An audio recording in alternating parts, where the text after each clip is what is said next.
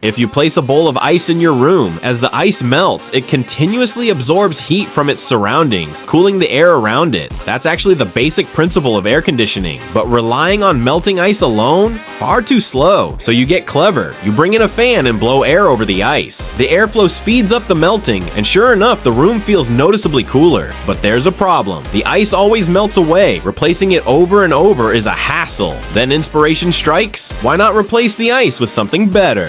Freon. Freon is a gas at room temperature, but when compressed into a high-pressure tank, it becomes a liquid. To make the system run continuously, you design a closed copper tube circuit and fill it with Freon. Now the heart of refrigeration is born. When liquid Freon flows through the indoor copper coils, the pressure drops. It quickly evaporates, absorbing large amounts of heat from the air inside, cooling the room in the process. Now gaseous Freon carrying that heat flows outdoors. That's how heat is transported out. But for Freon to be reused, you'll need to do more. So you install a compressor in the outdoor unit. As the gaseous Freon passes through, it's heavily compressed, causing its temperature to rise up to 80 degrees or more. To cool it back down, you run it through a coil condenser with a fan, where it releases heat into the open air, condenses back into a liquid. It then flows back indoors, but it's still a bit too warm, so you add an expansion valve to the indoor coils. As the high-pressure liquid passes through, its pressure suddenly drops and its temperature plummets. Now it's ready to flow again through the loop, starting a new cycle of cooling. To spread the cold air faster, you attach a fan near the indoor coil, and for precise control, you install a thermostatic sensor near the expansion valve to regulate the temperature automatically. Finally, you combine the entire setup into one indoor unit and one outdoor unit, connected by those copper tubes.